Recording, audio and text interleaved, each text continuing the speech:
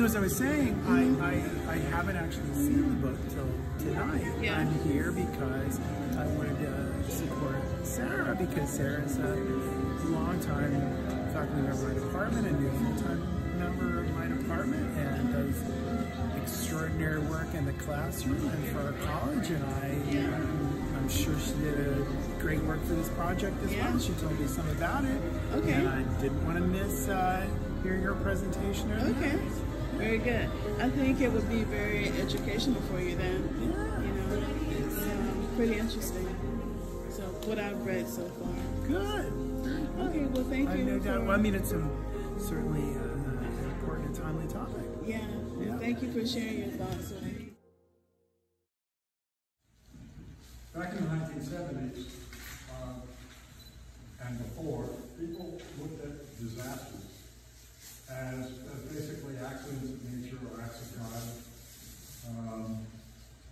unfortunate occurrences, and it was just sort of bad luck.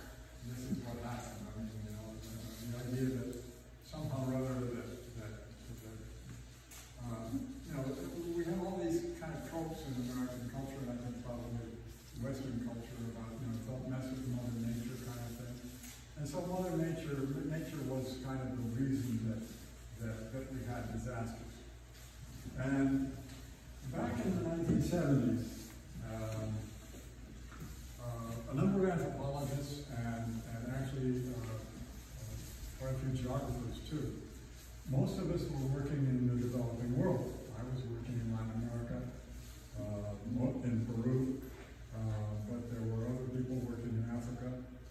And in 1970, I sort of look at this as the beginning of the kind of modern era of disaster research and disaster management, or at least the beginning of it. And in 1970, I was scheduled to do some research in Peru for my dissertation in a town in the north central Andes of Peru. And I had to postpone my research because of some family issues that came up that I had to remain in the United States. And in the year that I was in the United States, from 1969 to 1970, an earthquake occurred on May 31st, 1970, coming up 50 years, that destroyed, just absolutely flattened an area about the size of 3 small European countries, Belgium, Holland, Denmark, for example. And the central tragedy of that was the town that I was going to do my dissertation research in. So if I had actually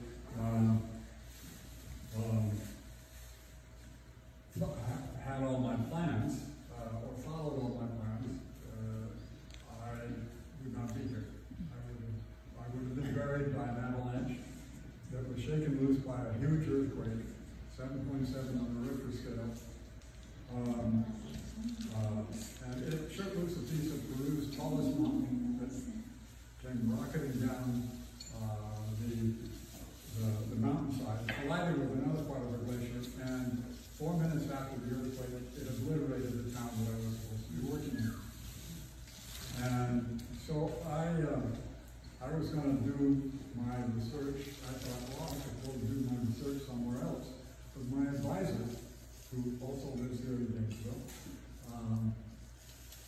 said, no, go back to, I had been in this region before, go back to that valley and study what's going on. And so that was my history, and there were other anthropologists, but mostly other geographers who were also doing research in the developing world. And one of the things that we saw and we were trying to understand and explain was why disasters were so much worse in the developing world. Why did 65,000 people get killed in Peru? And so out of this sort of questioning, we in effect began to say, well, wait a minute, are the hazards worse in Latin America or in Africa? No. They're natural phenomena. They're no worse there than they are here. And so we began to sort of question the idea that, in effect, these are natural phenomena, because what was different about disasters in the developing world was the context that it occurred in. And so we began to question this whole idea of natural disaster. And we are still questioning it, because you can't, somehow it may be the most durable phrase in the language. The idea, it's sort of etched into the frontal lobes of everybody, that disasters are natural disasters. So we began to develop these ideas about, no, it's not really a natural disaster. That disasters are not natural. They are fundamentally social. There are natural hazards. A hazard, a hurricane in the middle of the Atlantic is not a disaster. It's only a disaster when it encounters a society. And so what is the crucial variable? Is the crucial variable then the intensity of the hazard or the vulnerability of the society? And where does that vulnerability come from? How is it that we build and construct and organize societies that are so vulnerable? And this, in effect, was kind of paradigm change. The ideas that, in effect, are the kind of basic framework of the way we try to go about organizing and writing the essays in this book. So the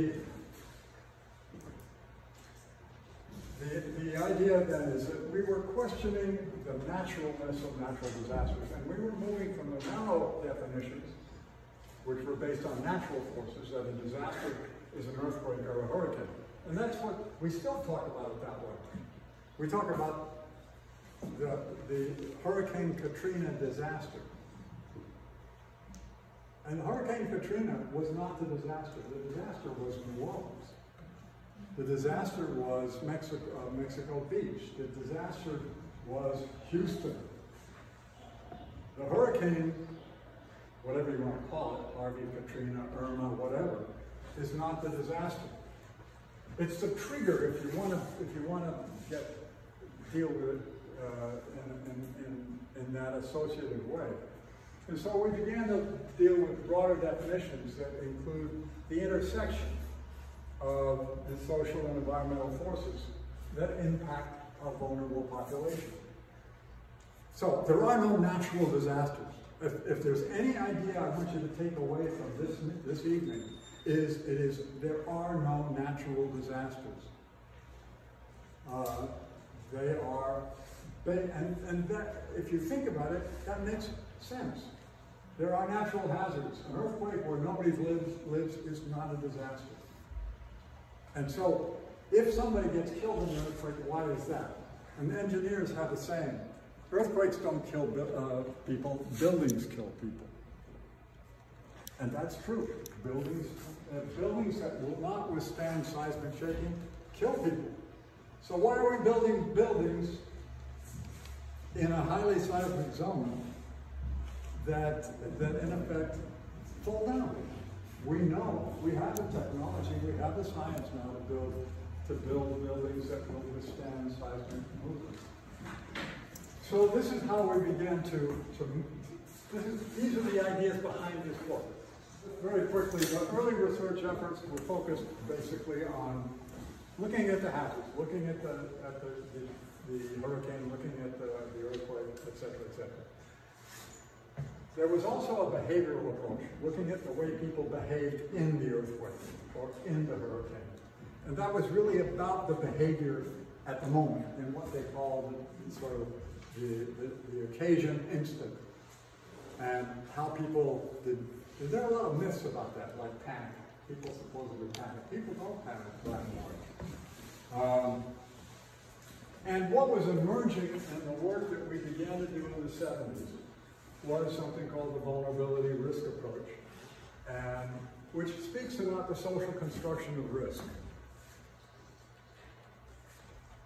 So, a disaster is today is understood basically as an event process that overwhelms the capacity of a society to withstand or recover or resist of a society, but specifically of a vulnerable social group. So in effect, the locus of our understanding now shifts from the hazard to the society. These disaster agents, there are natural disasters, hydrometeorological, which is what most of us in Florida are concerned with, and geophysical, and then non-natural, industrial, and a variety of others. But these are not disasters, they're hazards. They're triggers, if you will. So, what's vulnerability? Vulnerability is what we mean when we talk about the characteristics of a person or a group that make them vulnerable or susceptible to damage or loss in the event of a natural hazard or the impact of a hazard. And this is crucial, the factors that determine the degree to which someone's life and livelihood is put at risk by an identifiable event in nature or in society. Put at risk. In other words, risk in society is a construction. We talk today about the social construction of risk. So, the interesting thing about society is that society is not the equitable distribution of rights and privileges and goods. It's always structured and socially structured. And so we see that, wealth, money, is not distributed equally in our society. Neither is risk. Risk is socially constructed and socially distributed. Some people are placed at greater risk than others.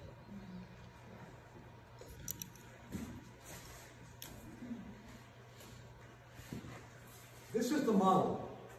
And this is what we call the progression of vulnerability, and it was concocted by 4 friends of mine. We refer to these 4 friends as the 4 horsemen of the apocalypse.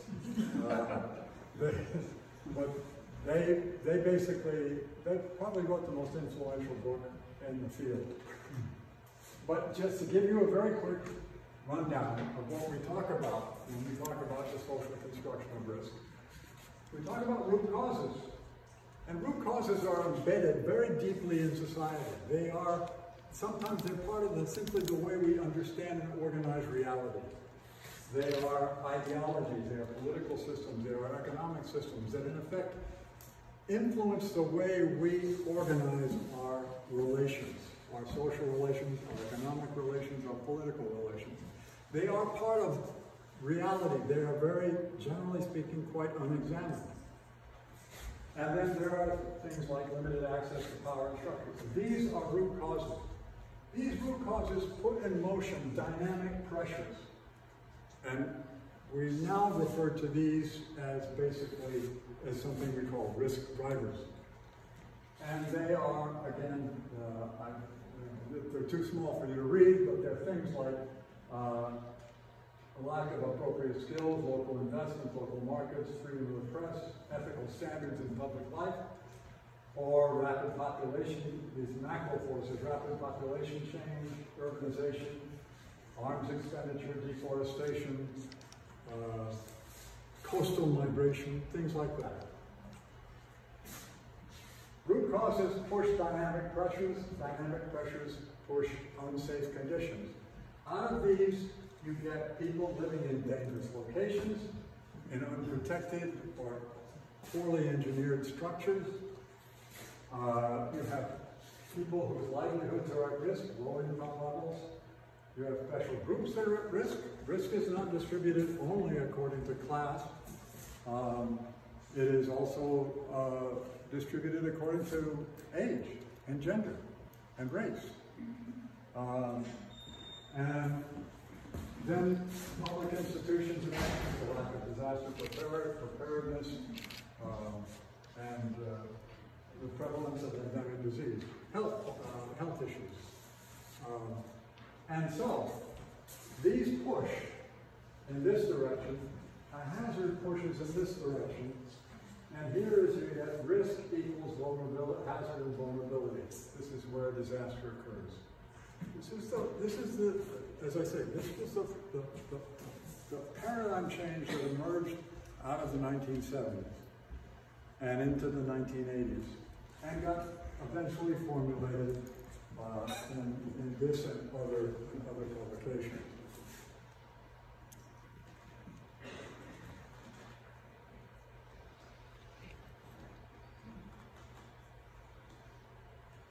Whoops.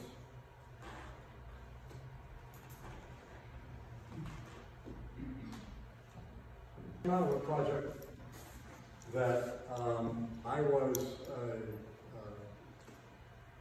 a co-principal investigator on. It was one that was for 7 Latin American nations and Florida.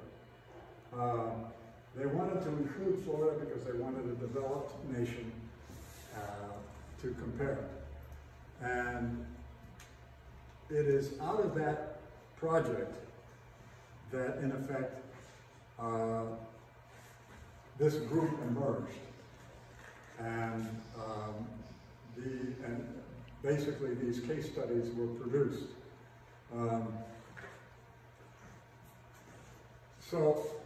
But again, the underlying sort of the driving theory behind it was what I just sort of explained, the idea of the social construction of risk.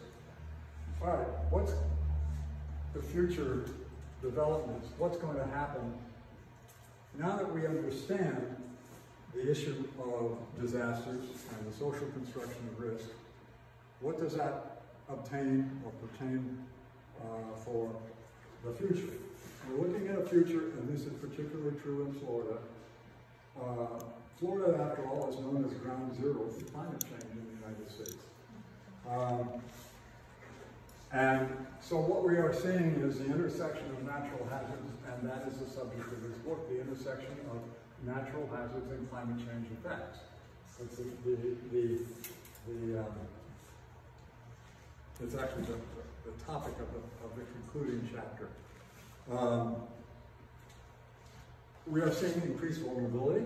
We're seeing more people living in harm's way. We're seeing more vulnerability.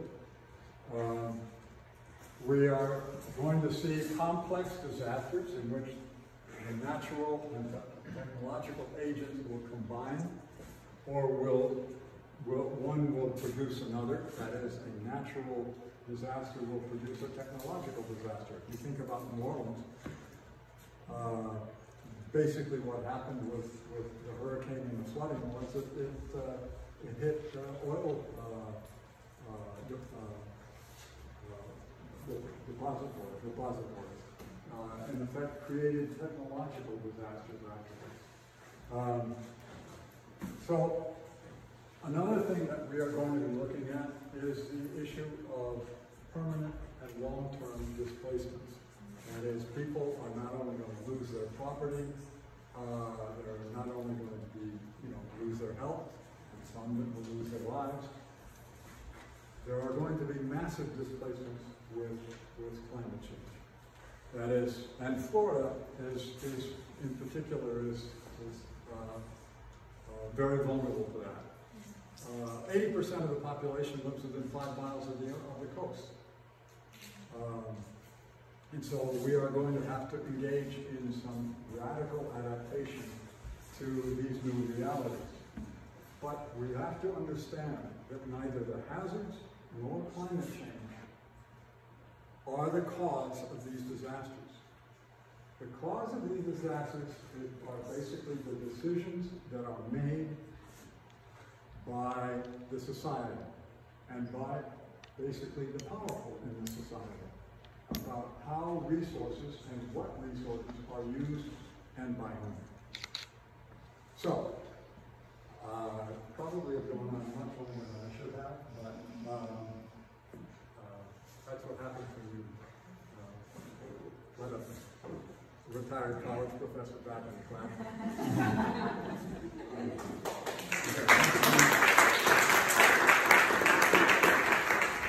All right, I'm Sarah Cervone. I'm now at Santa Fe College.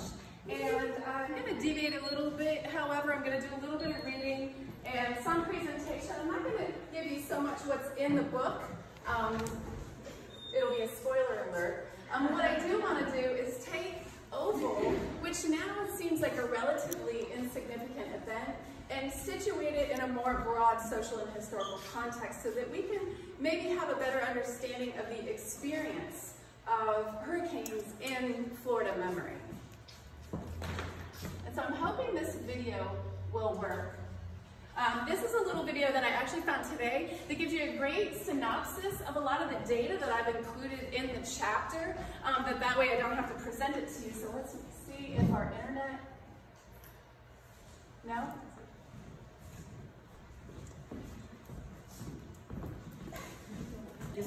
There were a lot of complications that were associated with the event that are pretty typical when we look at what takes place today. Before Opal, there was rapid population growth that, in Okaloosa County in the Panhandle. It was not only with residential people, but because of the tourism boom, there was a significant amount of seasonal visitors that were coming in. As a result of that, there was housing development that took place. And so that we had, or Okaloosa County was experiencing a lot of older models. There are also a lot of mobile homes of people, low-income people that were living, working in the service industry, that had homes that were not capable of withstanding hurricane force winds, and then the housing density and the patterns. So what was experiencing was a tremendous amount of coastal land development because it was a tourism-based economy that was developing in that area. The roads, because of that sudden population booms, the roads were inadequate in that infrastructure for hurricane evacuation. And also there was a tremendous amount of environmental impacts because we know that Florida's primary tourism-based economy is the beach. And so that's where we build. And so all of those sand dunes and those mangroves and everything that would use historically through time immemorial that would be as a buffer for hurricane becomes eliminated as the infrastructure builds up along that precious coast. So that during Opal, it just became a recipe for a man-made or human-made disaster. The forecasting was off. So people had very little time to know that this event was coming in with that density. When you look at there was very little communication and cooperation to get the message out so that people could leave.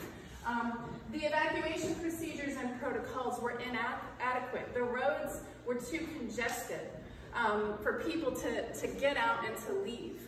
And so then also there were not enough shelters for people to get in and to seek shelter. And so you have these conditions that were created, and then you have this hurricane event that comes in, and then that's what creates the disaster and the catastrophe. It shouldn't have been anything new, because we know that Florida history is hurricane history. In Florida history, we've had 500 recorded hurricane events. This is what it would look like if we were to see the tracking of Florida history. And that's just since 1851. And it's more than any other state. There's been at least 10,000 deaths that are associated with hurricanes, mostly poor and marginalized people. And most of those deaths are prior to 1947, before we had radar and so on that could improve in the forecasting and allow for forewarning. There's been about 216 billion damages, most of which is through Irma and Michael in 2018, so the most recent. So the question that we have to ask is, and this is where I'm going to start reading, why do we keep making these mistakes in Florida? We know, or we should know, that these things happen. And what Elliot Kleinberg, author of the book Black Cloud, The Deadly Hurricane of 1928, says, when you talk about Florida, you have to talk about hurricanes. But we don't really talk about hurricanes. We talk about what number they are when we assign them a category. We talk about how many dollars they've cost us. But we don't really talk about hurricanes. How do hurricanes feel? How do hurricanes give us anxiety? What are our fears associated with hurricanes? What is the heartbreak that happens when we experience a hurricane? If we don't have these conversations, then how can we expect to make sound development decisions when it comes to disasters, when we suffer from disaster-related amnesia? When we speak of poor memory, I had to reread this chapter because I wrote it a while ago, and I nearly forgotten all of the data, the numbers that I put in it about 15 years ago. There was one thing about Opal that did stick in my mind, however, and that was the story of the people stuck in gridlock when that hurricane comes barreling in, and the hysteria and the panic that broke out on the highway, and people had to run for shelter underneath the overpasses and weather out that storm. That was the story that stuck in my mind, the experience of the disaster. So revisiting the chapter in that story immediately called to mind revisiting Zora Neale Hurston's book, Their Eyes Were Watching God. And in her 1930, this is I'm going to read again. Her 1937 novel is told from the perspective of Janie Crawford, who walks away from 2 husbands before falling in love with a younger man named T.K. It's a love story that ends tragically with Hurston's dramatic portrayal of the 1928 Great Miami Hurricane that devastated Lake Okeechobee area and left over 2,000 people dead, most of whom were black migrant agricultural workers camped on its banks. And in Hurston's dramatic account, Janie sees several groups of Native Americans departing the Everglades for Palm Beach. She asks them why they're leaving, and they respond the hurricane's coming. The news spreads through the settlement, and everyone begins watching anxiously. Over the next few days, more indigenous people leave, and animals begin scurrying off in the same direction, and soon workers begin leaving the town. And although he's offered a ride to higher ground, Tea-Cake, the man she's with, decides to stay. And several men who decide to stay gather at Tea-Cake's house, and a party ensues. But as the storm whips up, all of the men leave for their own houses, except for a fellow named Motorboat. And that night and the next day, the storm builds in the distance, and the gigantic Lake Okeechobee begins to roil. The 3 of them wait out the storm in the shanty with their eyes watching God. Tea-Cake says that he bets Janie wishes that she had stayed in her house in Eatonville, but she replies she doesn't care what happens as long as they remain together. He goes outside and sees a serious flood has begun. They decide to flee. They gather up some essential papers and, arm blocks against the wind, Tea-Cake, Janie, and Motorboat head east to higher ground. The 3 look behind them and see that the Okeechobee's dikes have burst and that the lake is pouring toward them, crushing everything in its path. They hurry and reach an abandoned tall house on a little hill where they decide to rest. And after a short sleep, Janie wakes up and sees the lake moving closer. She and Tea-Cake flee, but Motorboat decides to stay in the house. And exhausted, the couple trudge onward, and the flooding gets so bad that they have to swim great distances. They pass bodies and horrible destruction along the way. Trying to grab a piece of roofing for cover, Janie gets blown into rough water. She struggles, but then sees a cow swimming by with a growling dog perched on its back. She grabs the cow's tail for safety, but the dog begins to attack her. Tea-Cake dives to the rescue and wrestles in the water with the beast, who bites him on the cheek before he stabs it to death. The next day, Janie and Tea-Cake reach Palm Beach, a scene of chaotic destruction. They find a place to rest, and Janie thanks Tea-Cake for saving her life. Later on, Tea-Cake eventually dies in her arms, succumbing to a rabies infection from the dog bite. Like the panic that broke out during Opal in 1995, her account of the 1928 event has been the most memorable for me and for millions who have read her book. In her book, Hurston interwove facets of her personal life with her own experience living through a hurricane in the Bahamas and her interviews while conducting anthropological research with survivors of the Okeechobee Hurricane in Florida during the Great Miami Hurricane of 1928. She did not give us numbers. She used storytelling to humanize the 1928 tragedy in a way that preserves the memory of the lived experiences of hurricanes, particularly for the most vulnerable. So this leads me to believe that a meaningful approach to development in hurricane disasters in Florida asks us to investigate the data that's presented in our research, but also to go beyond the numbers in NOAA's research and news reports, and to look at the stories that are experienced by hurricanes in Florida so that we can remember them and then do something to prevent disasters that they create. So fortunately, we have, although a lot of these stories are lost, I spent some time exploring the Florida State Archives, which is an amazing resource. that allows us to go down memory lane. And then I researched just a small sampling of some of these hurricanes that Florida has experienced. And that's why I'm referring to this as lessons unlearned. Because it's almost like a Groundhog Day of the same event that keeps happening over and over again. And it's as though we just don't recall them anymore. In the case of Cedar Key, in 1896, crops and livestock were destroyed, and thousands of individuals were left homeless. The storm killed at least 70 people in mainland Florida, while inflicting approximately $3 million in 1896 damages, or $1896, so that was a lot more than what it would be today. If we look at the case of the Keys in 1906, this is where 135 people died, most of whom were on houseboat number 4, one of the railway's boat housing works. Many of these workers were swept out to sea on barges and flatboats. There was a steamer named Jenny that rescued 42 workers, dropped most off at the in Key West, and then took the rest to Savannah, Georgia. The railway's total losses were $200,000. Orange groves and fields of pineapples were devastated, and plantation workers in the area also died. The Great Miami Hurricane that Hurston talks about, I should say 1928, cost about $100 million in damages, $1928. Most of the deaths occurred near Lake Okeechobee. There was a storm surge that came through in Lake Okeechobee and drowned hundreds of people. So this was taken in Miami. This is a picture of the destruction, also 1928, it should say.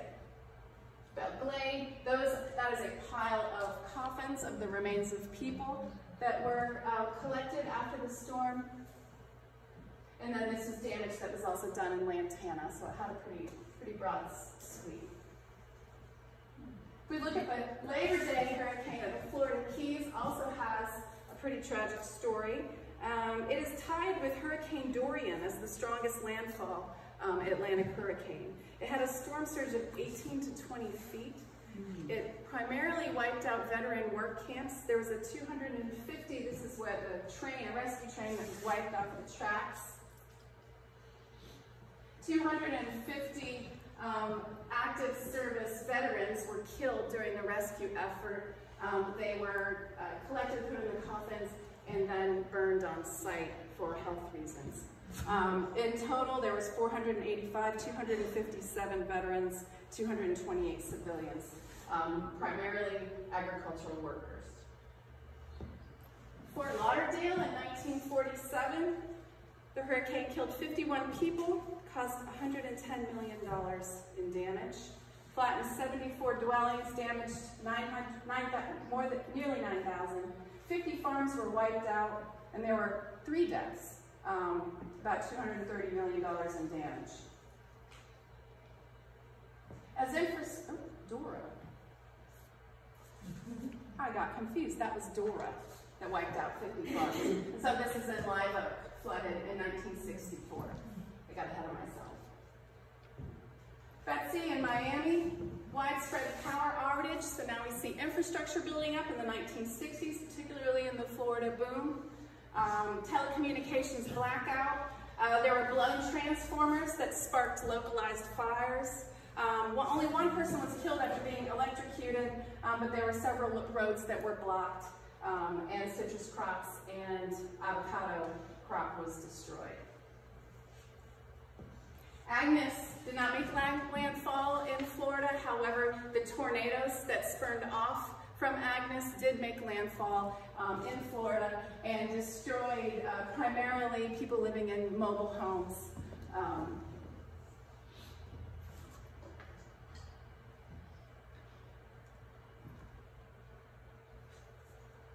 Elena in Fort Walton Beach in 1985, which would later become the location for Hurricane Opal. Andrew and Homestead, which is in most people's memory, many of whom have lived through it. Andrew was the costliest until Irma came, and 25 years later, 1.5 million people lost power, 65 people died, $27.3 billion in damage. One of the most unique things about Andrew is that a facility housing Burmese pythons was destroyed, and thereby leading to the Burmese python invasive problem that we now have today, and who knows how much that is going to cost in damages, as well as the loss of species, which is invaluable. If we look at Opal and Fort Walton Beach, 300 homes destroyed, 1,000 others damaged, $2.1 billion in damages alone. There was also an F2 tornado that killed people. No one died from storms. Ivan comes later in Navarre, 2004, $26.1 billion, killed 64 people, 14 of whom in Florida, and spawned 120 tornadoes. Wilma had 5 hurricane-related deaths, widespread destruction of critical infrastructure. Dennis killed 88 people in total and was responsible for $2.5 billion in damages. And then that leads us to Mike.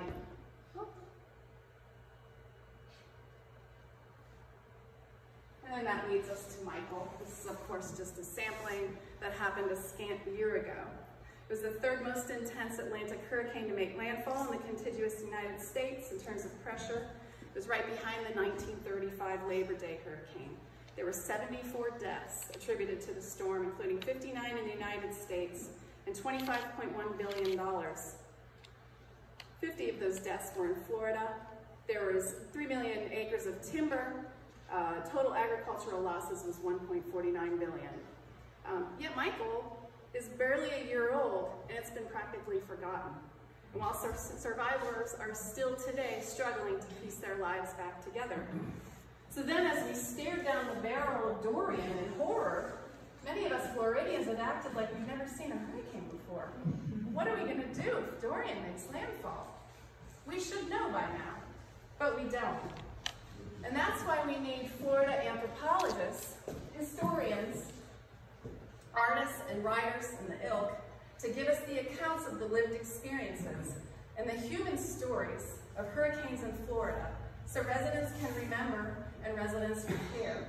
When a developer comes to build on our coast, to rebuild our hotels, to increase our roads, and to attract more development, we need more stories like Hurston's stories. Stories that will tell us about what does it feel like to stand in line for food after your home and your life has been completely destroyed and you have absolutely no idea when it's going to be built together, and to endure the humiliation of that. What is it like to lose your pet or to work in a shelter, and the people who rescue animals who have either been abandoned or lost during a hurricane disaster, or people who have lost their animals and then the heartbreak of trying to find them? Oops. What is the association with hurricanes and alcohol? We all know the hurricane party, but we have to ask ourselves how many people dealing with addiction and alcoholism who are in recovery started using or drinking again because they were facing the anxiety or coping with a hurricane, and then maybe they never come back. I have a few friends who that has actually happened to. And so what about those lives? Why aren't they counted into those statistics and those stories? And then what about the precious ecosystems that are destroyed because our development practices leave so little behind, and then the ecological functions that protect us from hurricanes are no longer at play? And then the animals and the species that suffer as a result. And then on a lighter note, what about the hurricane culture? The limericks and the songs and the stories and the camaraderie.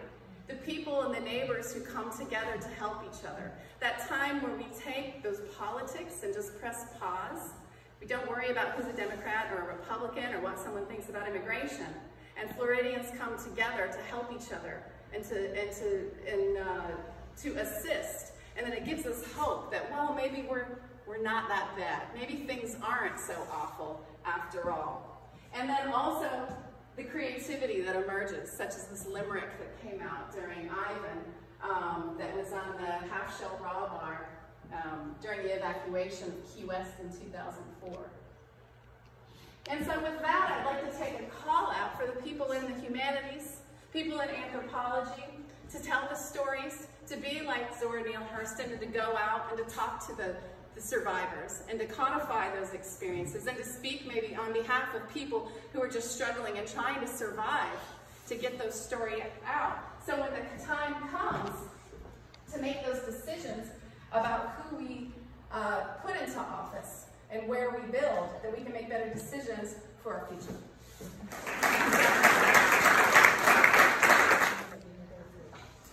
This is the human nature. Human nature, you'll notice, shares a name. So it's the human and nature coming together, and I'll talk about more of that in a second. The cultural legacy of citrus in Florida, and development decisions. So first, when I'm talking about human nature, what does it mean? So the whole idea of this human nature isn't just to be a neologism because I'm an anthropologist. It's also to really recognize that there is no separation, much like Tony mentioned at the beginning. We can talk about socio-environmental, or as Harry does, natural-cultural, but those are still two separate concepts. And the idea is to merge them, to recognize that there is no disconnection, right? They must be understood as together. So it's a theoretical and methodological intervention that reconceptualizes the relationship among humans and natures. By sharing that it's the mingling of complexity that it highlights as a zone of attainment that is the common, to echo Tim Ingold and Don Harroway. So human nature comprises heterogeneous networks. And these networks are composed not only of people, but also of machines. They're composed of organizations, of policies, of legislation, and of discourses.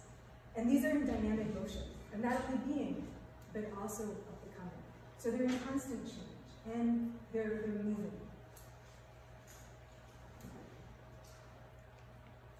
And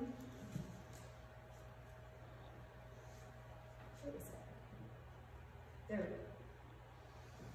go. And key to having hope for the future, and a key component of human nature, as I conceptualize it, is founded upon Black feminist epistemology. So you might wonder, why is Black feminist epistemology a critical tool to understand human nature relationships? And it's because people like Sojourner Truth and Bell Hooks, Patricia Hill Collins, and Faye Barrison, who's my mentor here at UF, have an incredible amount to offer to be able to interpret these human nature relationships. Specifically of what we research, how we research it, and who we research. So I want to give an example, the example of Lu Gim Gong.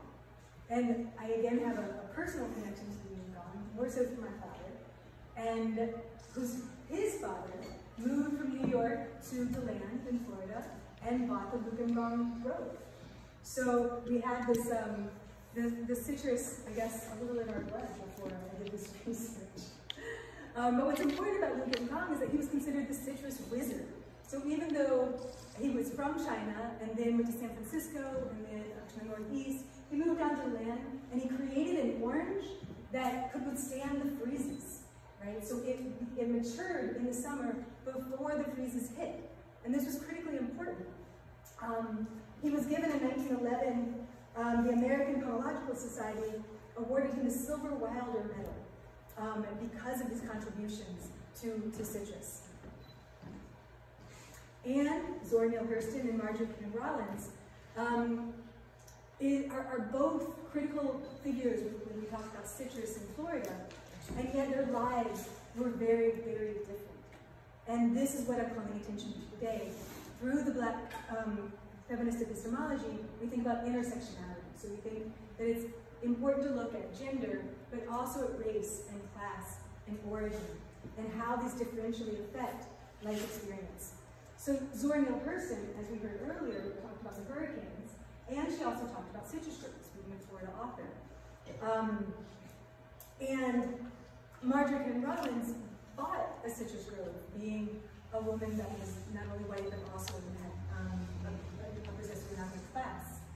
So they were friends, and actually here at the Matheson, there was an incredible play that was put on. That was the two of them having these conversations, and had some great stories there. And but their lives were very, very different. So these two incredible authors, very renowned now, Marjorie Kent Rollins was recognized then and was able to sit and write and produce what she needed to. Whereas Zora Neale Hurston had to work cleaning and substitute teaching, and because of the laws of segregation at the time, when she was doing her ethnographic research as an anthropologist, she would have to sleep in her car because the hotels would not give her a room. So these are the kind of distinctions that we have to keep in mind, not only historically, but in present day. Oh, that's fine. So there are also, I put a little radio snip in there from the Works Project at WPA, where she's interviewing, well, she had interviewed the railroad workers. And so, and this is really important because she interviewed railroad workers and who were helping build the railroads and then were helping create the possibility for citrus to become such a big industry in Florida. And this is one of the songs. There's not working. That's okay. So these social stratifications of class together with gender create these very different life stories. Another example is Harriet Beecher Stowe, where we have to contextualize what's happening within both the legislation and as an author in her book that was published with the citrus grove here in Florida. So these are the complexities that I'm trying to lay out with this concept of human nature and the integration. So, as most of us know, right, she wrote Uncle Tom's Cabin, in part because of the fugitive slave law, right? So it became illegal for people to give food or lodging to Africans and African Americans that were trying to become free. And so she gathered, much like a good anthropologist, a bunch of stories of previously enslaved Africans who had escaped across the Kentucky-Ohio border. And she published it in Uncle Tom's Cabin. Originally it was published as a writing series, and then it came together within this book and was published in 1852. It was the best-selling novel of the 19th century and was said to start the Civil War. And then in 1862, there was the Homestead Act, which helped women be able to be owners of their own property. And so Harriet Beecher Stowe bought a citrus grove in Mandarin, Florida. So when we're looking at the 1862 Homestead Act, we also want to look at it not only in terms of a white woman from the Northeast, but also in terms of Native Americans. So Native Americans, in terms of citrus, cultivated wild orange groves and brought them inland, right? So we're talking North Central Florida and Marion County. They helped do that. And then there was the Indian Removal Act. And so much of the government was trying to remove Native Americans. And then the Second Seminole Indian War. And then the Homestead Act of 1862 after the Armed Occupation Act. And the point of it then was that Native Americans, because they don't cultivate and develop the land in the same way as the development ideology of exploitation and productionism, is that then they didn't have a right to it. So the Homestead Act said, okay, so if you'll come down and develop this land, then you can have it. And then you'll also get these Native Americans off of it, right? And I just thought it was interesting that, although they had been in the Southeast for more than 12,000 years, that to become a citizen wasn't until 1934. So this Homestead Act of 1862 offered women, former enslaved Africans, and those loyal to the Union, and this is really interesting as well, I think, is that you could be a citizen, you could apply for citizenship, but you could also be an immigrant and have the right to get land. And this encouraged individual farmers to own and work the land rather than slave owners, and stimulate small business owners over large landholders. So this was huge, and this was with Harriet Beecher Stowe, what she was hoping to do by creating, during the Reconstruction era, a different ethic, right? And so these are the complexities that I think are really important to think through, because Harriet Beecher Stowe came down with the intention of improving Florida so that it would be more like the Northeast in terms of its progressive politics. And because the sandhill ecosystems and swamps were not considered valuable, to make them more capitalist productive, right? She was also attributed to one of the first population booms of the tourist industry.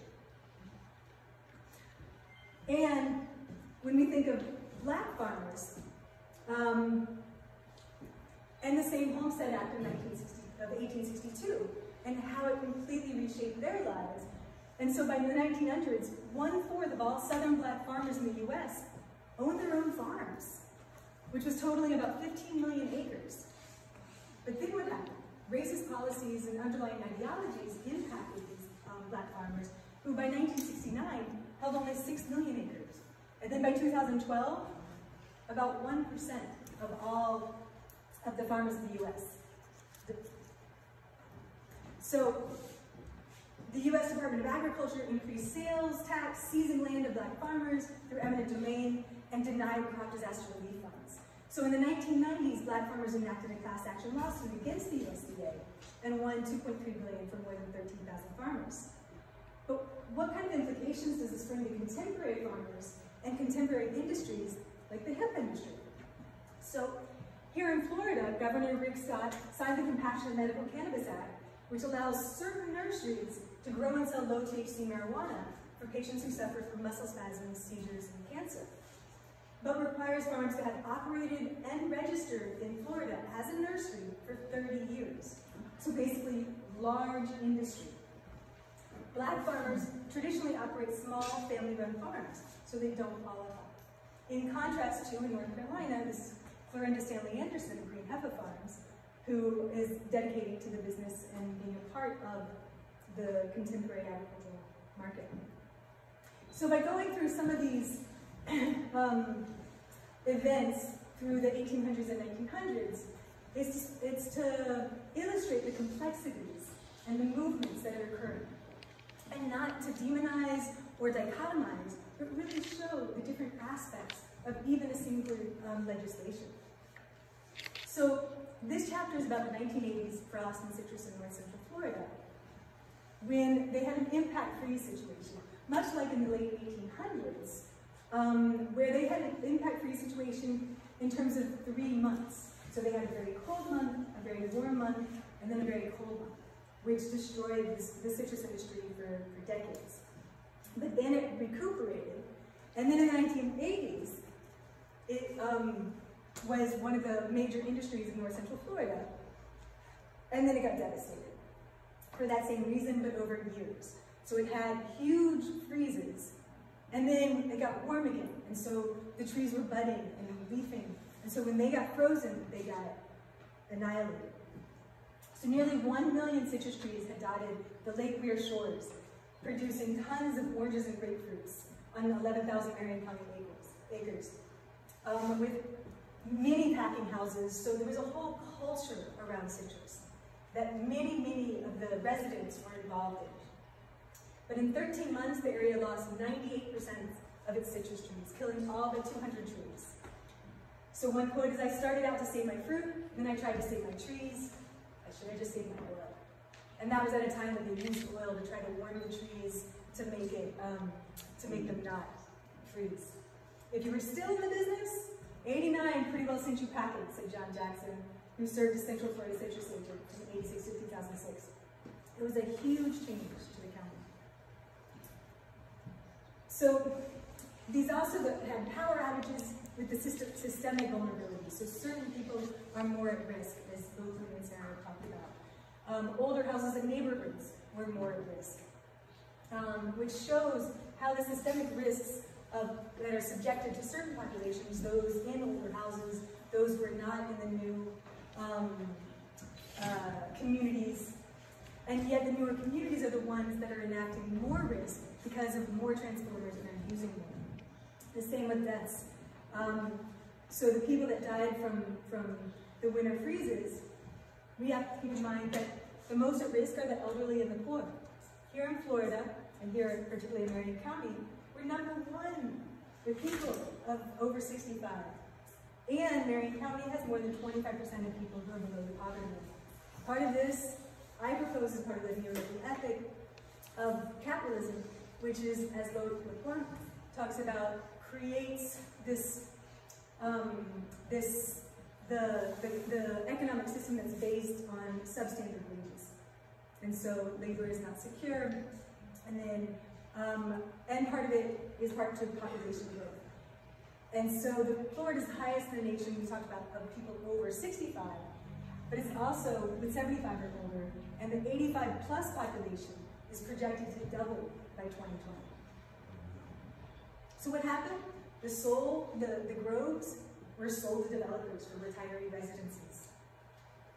So huge groves look like this, right? We all heard of the villages.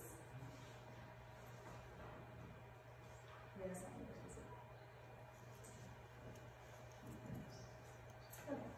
So this was a small video, basically of showing the sinkholes in Sinkhole Alley, which is North Central Florida, and how the video, which is just a news report, talks about how these sinkholes are happening, and it only talks about, oh, it's because of the rainstorms. It's because we have hurricanes, and suddenly we have all this rain. It's because we have clay and limestone. What it neglects to say is that we are the ones that are also over-pumping the groundwater. And because of these development projects, because where the Sinkhole Alley is specifically where the most development is, like the villages, like State Road 200. And those connections then are not being talked about in the news. But for the Florida Department of Economic Opportunity in 2016, Sissy Proctor talked about how Florida's economy is resurgent, and she looks forward to the state's continued prosperity as we affirm our commitment to implementing our growth business-friendly policies. So it's the right to work state. So these are the three interlocking pillars of human nature using an intersectional lens to interpret cultural legacy of citrus in Florida and specific development decisions that are based on ideology and legislation. So, from an anthropological perspective, analyses of disaster must investigate socio-historical patterns of human nature events through this intersectional lens, to be able to understand how development and environmental legislation calcify ideological underpinnings. Particularly, we need to look at who become disaster victims, why are certain community members impacted with increased vulnerability, and how are decisions about resource allocations affected by local stratifications and regional inequalities. And to me, what's really important is that we're in a human nature becoming. So what can we do? People that here in this room, people that we're connected with, because this is not just about the past, although much of this is about the past, but it's also about the future. So what can we do? And part of that, hopefully, we have a website called Disasters in Paradise that we hope to put materials and resources to be able to aid in the classroom, to be able to help with organizations or reading groups, and take these issues further. I'm doing a workshop series called Decolonizing Representations, Past, Present, and Future. This one's begun at UF, where we've done the Tracing Past Legacies. If you'd like to be involved with the Designing the Future, that still is to come in February. And then I'm hoping that that will integrate into the city and the planning so that we can really be thinking through these issues, but in very concrete, material ways. And then, of course, here's I have some comments for you. I think when I thought about Tony's earthquake in Peru, there hadn't been one for 50 years, so people probably didn't go around. Is that what you said? What was the 50? What? There's been a lot. Oh, many of earth. Okay, so people like Florida are talking about earthquakes all the time because we're talking about hurricanes all the time, and I don't agree that we don't talk about them. We talk about them constantly in the state of Florida. And I think that it probably would be good to kind of look at the nature of the discourse and who talks about it and how they talk about it, whether it's, people, the press, old people, young people. It's a constant conversation. Because if you look at it from the 50,000-foot level, there's nobody who should be living in Florida. And yet we're all here, and the state is increasing in population. So, I think you ought to look at the categories of people and the kind of discourse. That's part A. Part B, I think it would be good if you looked at the coastal municipalities just as a place to start and examined the regulations that exist. Or not. because that's very diagnostic. And when I think of Mexico Beach, anybody see the New York Times fold-out of all the devastation in Mexico Beach? It was that long when you opened it up. A few people saw it. There's one or two houses, but that guy built a hurricane-proof house. Almost every part of his house was working and standing, but he took the individual initiative. So I'd like to see an analysis of individual initiatives versus municipalities. That's interesting. And where that goes on the next round. And also I wanted to say something about the black farmers and the loss of land. That this is becoming a very well-documented story. It's horrific. And the banks are culpable.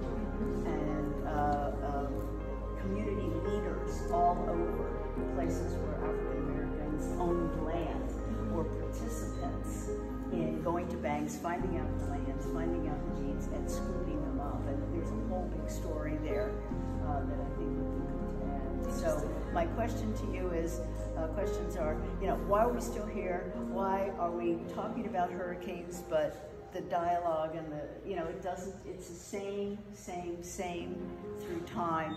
What do you suggest would be different kinds of dialogues that we should be using? That's a great question. So Sarah, do you want to respond to what kind of conversations could we be having?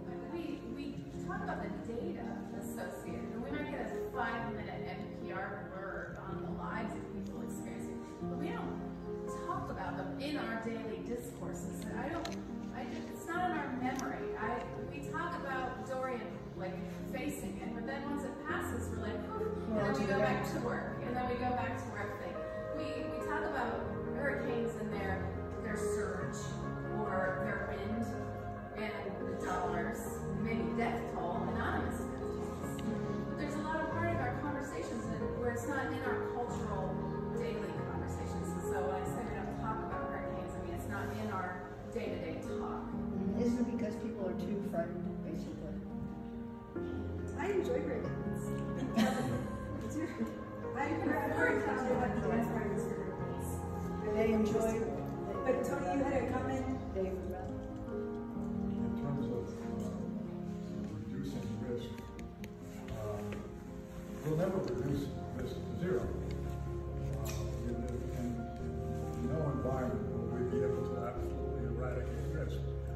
What we can do is, in effect, stop rewarding the construction of risk. And in effect, that's what our economy basically is involved in. It's involved in the construction of risk. That is, putting people in substandard housing, in risky locations, not building buildings that in effect are engineered for systemic hazards. If you live on the coast of California, you better expect earthquakes. If you live in Florida, you better expect, these are not bolts from the blue. They're part of our ecosystem. And so in effect, why are we not building to take into account the hazards of our ecosystem? Nobody says you have to leave Florida because they have hurricanes. What you can do is build a society that does not construct risk of damage to hurricanes. And in effect, that's what we've been doing. So it doesn't have And to be we've been doing it individual because we are basis. prioritizing the sort of the maximum issue of gain, as opposed to Short-term gain. retrofitting or building hurricane-safe houses is more expensive. It adds to the expense of the house, or it reduces the profit margin. So what do? You reduce risk by reducing the profit margin, or do you maximize profit margin and maximize risk? And that go back to the capitalist ideology. What are The individual seeking his own or her own best interest will benefit society with no intention of their own. Not so. Not true at all.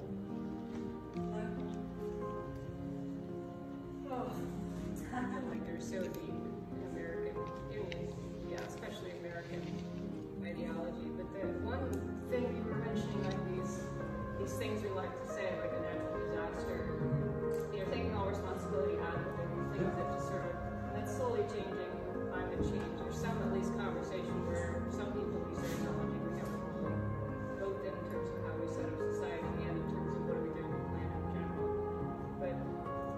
of the things that struck me for decades is how no matter what the disaster is, the people will say, we'll rebuild. Like it's this, you know, the best of human nature. We will rebuild, you know, it's like, what? You know, I just want to say like, I mean, you know, maybe rebuilding smarter, but that's not typically what we do. What we do, we continue to build in a way that does not take into account the natural hazards of the environment. Because it's in some ways it's cost effective. Maximize profit, however that's supported from industry and government, local government, maybe all government. But then there's also like that meets up with this very understandable human desire to stay. You know, like the personal connection to the place, the community. But then those get conflated where they know like, we will rebuild, we are resilient. Like, what does that mean? We're resilient, really? Like we're just setting ourselves up for craziness. I always prepare before a hurricane, when the season starts. I prepare myself. Everybody, all my friends, when they're here, they laugh at me. It's like, really? But I know what you go through. I know what not having electricity and not having water, what that feels like. It's horrible. And standing in the lines that you show. I've been there. I've done that. And when I first arrived here, there was construction going on in the house, and I passed and I drove by it, and it was all wood, and I was like, they still do wood houses in Florida? I was like so like surprised about that. But yeah, why are they still building wood houses in Gainesville? And I think it comes down to, it's not development has to change so that it can withstand, but we need to respect the ecosystem itself and move back and begin to change zoning laws. Some states have begun to do that. And the only way you can do that is to have buyback programs to do that. So it's going to be, you know, for long-term reality, there has to be a change in attitude of what's the cost for. Is it for just for play? We have to have coastal cities. We don't have to have areas like parks. There's some coastal areas that we need to remain coastal developed areas, and much of the coast could be rezoned, but that's changing. You were required to evacuate, then of course the city or whoever should give you the opportunity to do so, so people who are poor can find a way to get out. You know, I think it would be unfair for a city to say you have to evacuate when a hurricane comes and then say, oh, you don't have a car, tough. You know, but do you think that's fair to say you've got to go? Because then we wouldn't lose people. I'll bring that to the panel, and then I can sit down with my individual meetings on Riding out the storm. I've been there my whole life. So that has to be addressed in terms of there's a badge. I imagine through Andrew, is there not a camaraderie of those who experienced Andrew and those who left? And so I think that's the larger question in terms of having the party and who stayed. If you notice in Hurston's book, it's tea cake that wants to stay. There's associations of masculinity and staying and battling with nature rather than going to a safe space. And so, you know, you could mandate evacuation, that's going to arrest people or not, or we could address what is it that makes people want to stay.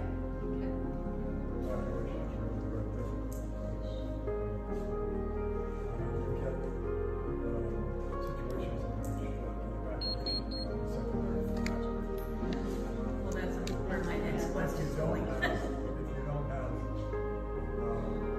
preparations ahead of time, so you don't have good escape routes,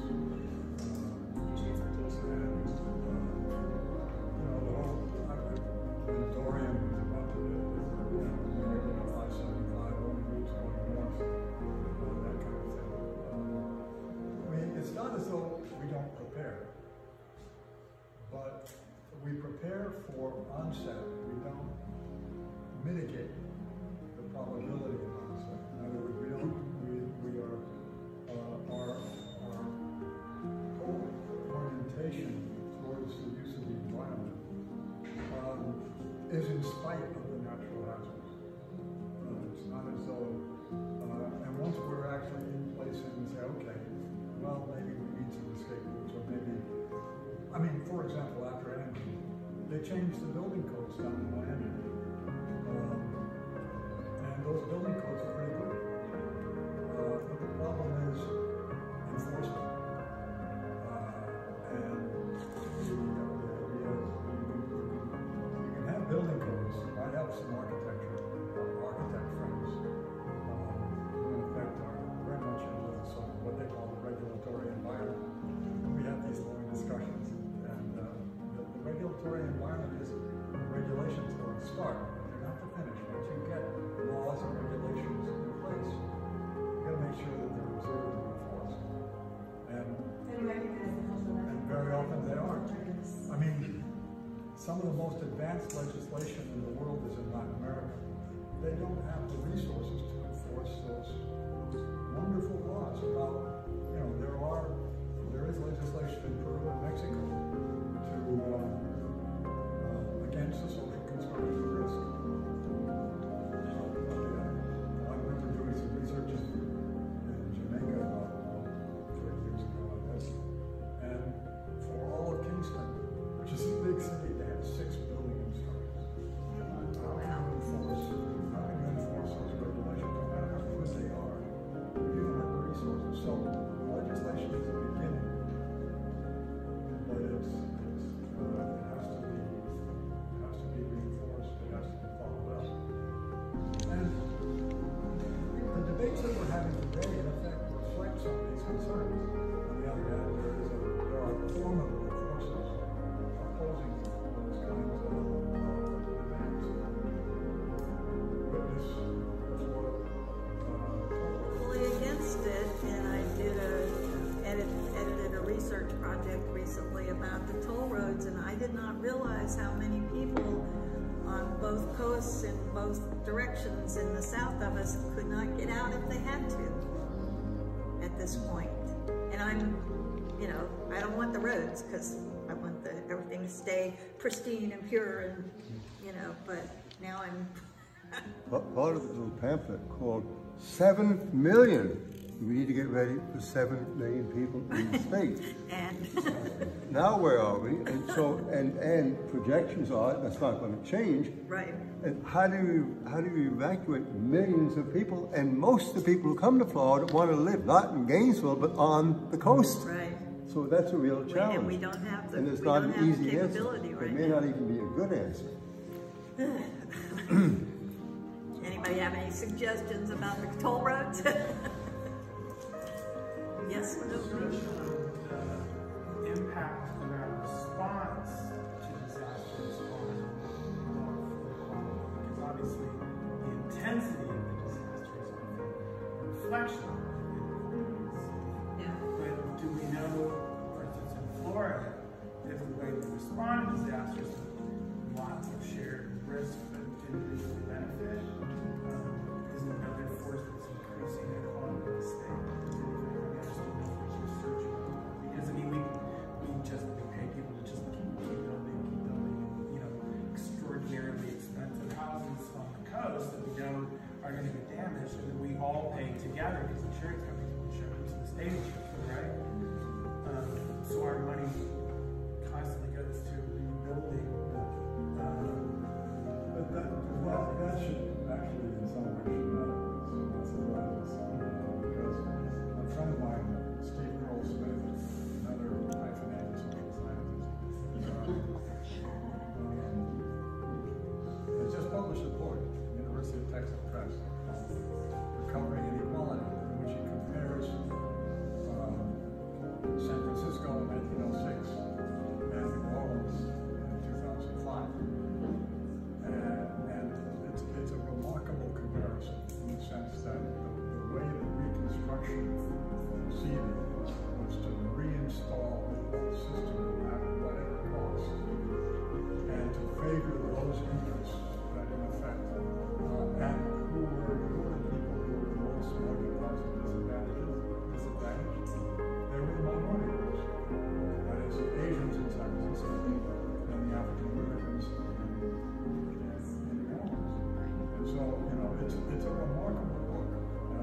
full disclosure, I wrote the code. Recovering inequality. It's called Recovering Inequality, University of Texas Press. Thank you. Certainly when we think of some of the responses, we see other inequitable differences in terms of who gets access to homes, who gets access. What did you get from the meeting today?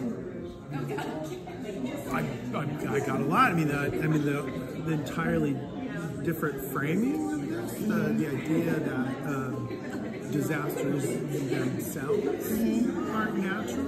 Yeah. We face natural hazards, but the disasters have to do with the intersection between human choices, Right. And social structures, decisions, etc., and the known risks of that framing is really powerful. So it changed your perspective a little bit. Sure, of course. Yeah, yeah. Most people don't think about that aspect of it. They just think about, oh, hell, we got to get out of here, and, you know, whatever. Well, and they're right. Yeah. When it comes to that time, they're right to think that way. Right, yeah. When it's calm, it's useful to think about it in the other way. Yeah, that's true.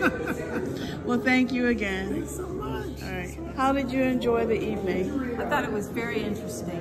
Yeah. Yes. I thought they were concentrating mostly on Florida, and I find the fact that they have other areas as well incorporated into the book really important. Right. So, yeah. I found it very fascinating too. And, you know, I wish more people were here because it was very informative. It's important research. It is, yeah. Yes. And unfortunately, many people don't take it seriously. No. You know? Yeah. So, again, thank you for coming, and I really appreciate you taking a few moments to share your thoughts about the evening. Yeah, I think it's a very significant type of research, and we need a lot more of this. Yeah, and definitely. I'd like to see it get out there more to the public. Yeah. So. Thank you. Yeah, sure.